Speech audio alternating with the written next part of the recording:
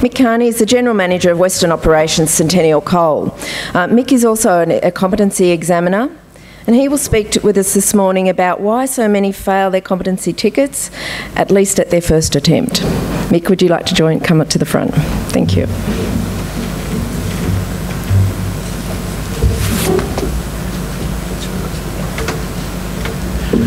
Well, good morning, everybody. I'd like to thank the Mine Safety Advisory Council for giving me the opportunity to speak today. I'm very passionate about good management. Good management really delivers good key outcomes across the business, as we all know, including safety outcomes. So I suppose what I'm going to talk about today, I'm going to talk about a few little stories and tell you a few little anecdotes to how I form my opinions on the management process and the ANTS system. I think ANTS in itself is part of the management process, of course, and how we link that to a statutory framework, and then talk about how we manage that into the coal competencies for the under managers, and also just touch on a bit of research which I've done over the years, which has convinced me even further that the ANTS system is very important. Coal miners. I love some of those photos. Notice only the women are smiling for some reason. Come on, boys, lighten up a bit. But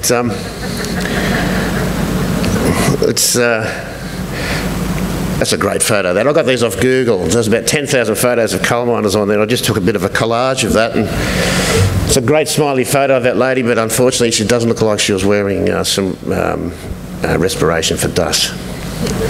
Most of the people I started my career with were generally in that sort of a genre. Those sort of guys up here. And I just find it interesting if I went up to this fella up here and said, "Excuse me, would you like to learn some soft skills?"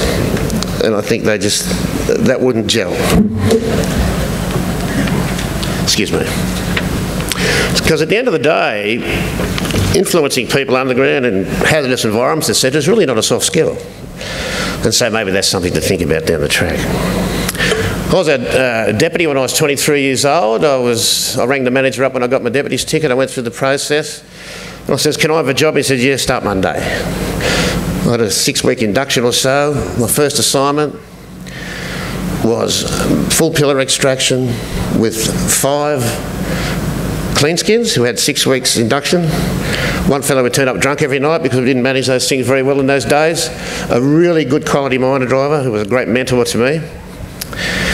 And one day he was in the lift and he was lifting off, and without going into the reasons, the roof fell in, chased us all out except for the miner driver. There was the miner driver. I couldn't see him because they had a canopy on the roof of the miner, but it was covered. The miner was covered, and I thought he was gone. And I was there by myself. And then I heard the miner tram into high gear and backed out, and he just squeezed himself out. And he said to me, "Come on, Mick, we better go and get some props and fix this. You know, what would happen if it happened today?" And I looked for the other 5 clean skin guys, and they were 100 metres away, and they said, "We're not going down there, Mick. We're not going down there." And I can understand that. And I look back, and I was 23 years old at the time, and I'm thinking, this is an experience. Later on down the track, I was probably 5 or 6 years later, I was at another mine with a very gung-ho crew. And there was an underperformer in the crew. And so everybody kept complaining to me about this guy, underperformer. Let's improve his performance, let's improve his performance. They weren't saying it in those terms, of course. So anyway, in my way of trying to get this guy on board and improve, I used what I thought was the right method.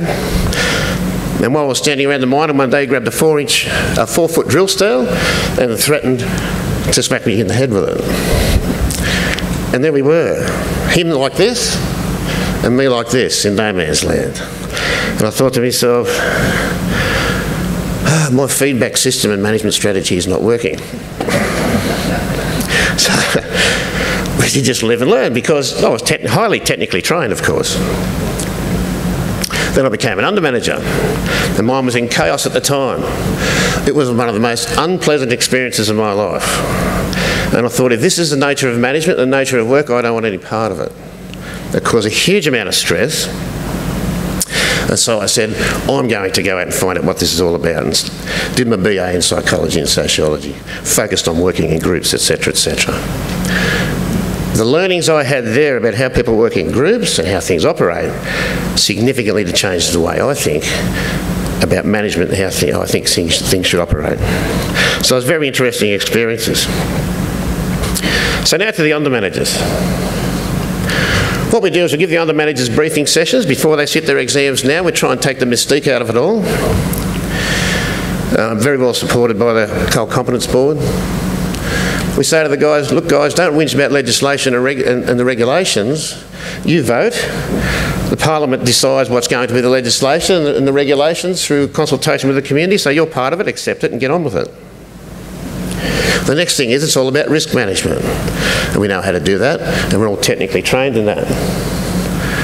But at the end of the day, the people, the ticket they're going for is called an under-manager's ticket. And what we try and put into that system is that you are an under-manager, but the manager is the key word, not the under. So what we try and do is to put that in the context of a management model into the statutory framework, if we find that useful. The management model we adopt is quite a simple one: Plan, Do, Check, Act. Any business school will take you through that. It's quite simple. And what we've been able to do is to align that with the statutory framework. Thanks to Dave Nichols here in the department, this was very well put forward. Over the years, it's become part of culture without being regulated. But if you have a look, you can see that there's 5 on this page and 5 on the next. In the left-hand column, it's pretty hard to read. There's what we call the 10 hurdles. These are the requirements under workplace health and safety legislation. There's the hurdle, the jump that you have to do for safe work practices, consultation, hazard identification, risk assessment, risk management, etc. There's the sample question, the legislative support. But on the end, we've put in there, so listen guys, if you do consultation, hazard identification and risk assessment, etc., that's part of the planning process. When you do your risk management, put your risk controls in place, that's your doing. That's part of the doing process. The information provision. The next 5 hurdles. Instruction and training, supervision, monitoring, reviewing, revising. Still part of the doing process, and then there's a checking process, and then there's the act process. So what we try and do to people is actually, you are a manager at the end of the day. You're not a technically trained person who goes in and picks little pieces ad hoc. You have to look at the whole process and convince us that you will operate like that in any situation.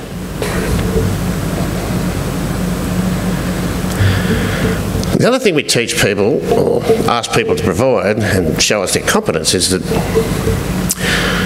there's also the Plan, Do, Check, Act and Organise processes, but sometimes there are out-of-control processes. Sometimes you're really there for your expertise to manage unplanned events. So what we want to see from people... Thanks very much. That would be very ugly, wouldn't it? So what we also ask people to show us is to regain, how you can regain control, and then create a planned event, and how you would recommission at the end of that process. And what I'm saying here is that each one of these processes has a very, very significant opportunity for ANTS processes to be installed and implemented in it.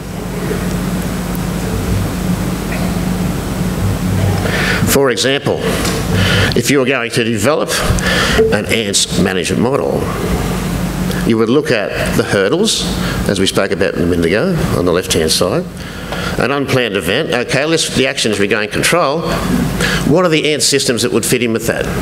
Which human behaviour, in a crisis situation, does someone need to be educated in to manage an unplanned event? Consultation, for example. When you're putting a plan together, we can put a structured plan together and use Microsoft projects, etc. But what are the issues that you would find that when you're putting a plan together in consultation with other people? Groupthink, shouldn't people be able to stand to identify that? As far as risk management, is there influencing issues there? And especially in supervision, instruction and training, etc. You need to look at how do you influence people, give a proper feedback, not like I had with the fellow with the drill steel. I'd rather get a better response and things like that. So if you had an ANTS model, we've got a statutory model that fits in with a management model. Why can't the ANTS model fit in with that? A little bit about some of Centennial's approach to people behavioural training at some of the ANTS systems. We did a 3-day course for all supervisors with the consultants in the room here actually. 1-day course for all employees. What a huge commitment for a company to do that. And it focused on intervention for unsafe acts, how people can intervene, and that soft skill to tell people to stop. What is the human cost of unsafe practices, the ABC of learning? Open discussion, just like in here today. This training was probably the most highly regarded training I've ever seen in my career. People love being able to, what they used to call in the old days, man management. They love to be able to say that I can influence people and I understand how people are and I can make a difference. People really appreciate that. And it's just such a significant part of management. So it was a very successful thing, and it lowered our TRIFR and L2IFR to below the industry underground average, and we're still improving. So it was a great result. They're stressed people.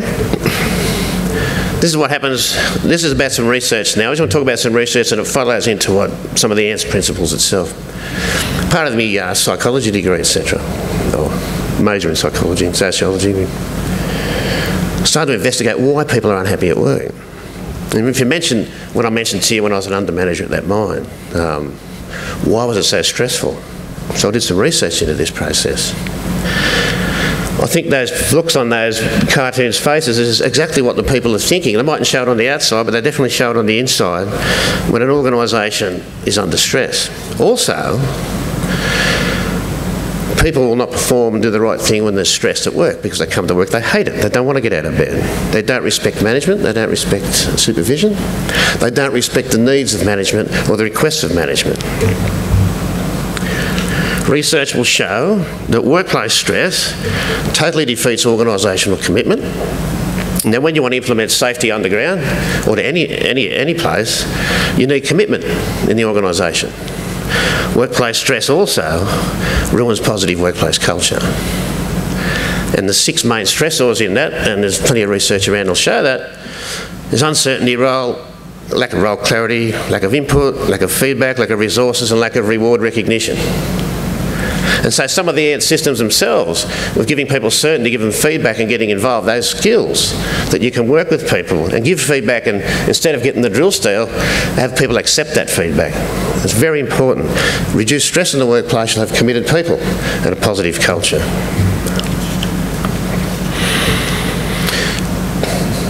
Another bit of research, I said, well, okay, how can I convince myself that this is right? So I did a major statistical review of 3 mines over 6 years with 16 mining variables, 14,000 data points and a regression analysis to try and determine what percentage of the concrete things contribute to productivity in tonnes per unit shift, because that'd be handy.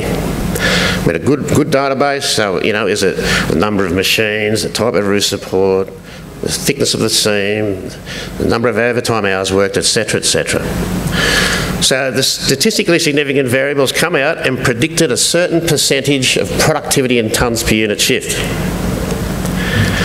Anybody guess what that was? If you think you had every engineering input into a mining process, did the appropriate analysis, how much would those variables predict tonnes per unit shift? Anybody got a guess?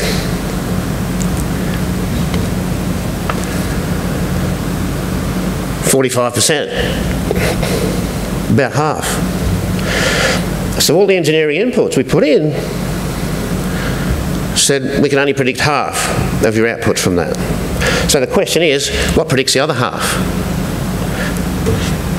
Culture, commitment, human interface, ANTS, how we can influence people, the will to make it happen. In my view, that sort of confirmed to me that it's not all just about the technical, is it? So it's very important. So I'm pretty well on time going along. So finally, just to cap off, the statutory framework is a minimum standard which under managers have to operate and convince the board, the panel, that they can operate in New South Wales coal mines. The The statutory framework can be put in simply into a simple 10-hurdle plan, do, check, act model. And I'd really love if the candidates, when they come out of their technical training at university or TAFE or wherever it was, to also, in that plan, do, check, act model, with the 10 hurdles of consultation, risk assessment, etc., would also come out with the appropriate ANTS processes and management processes that would fit in with that management model. To me, that would be a great start, and a great start for the industry. As we know now, we bring consultants in after the fact. That's a good thing to do, to top up if that's what you choose to do. But at the end of the day, people should come out of the primary educational facilities with that full-rounded management education. There's a picture of a couple of our good fellows. And that's it. Thanks very much.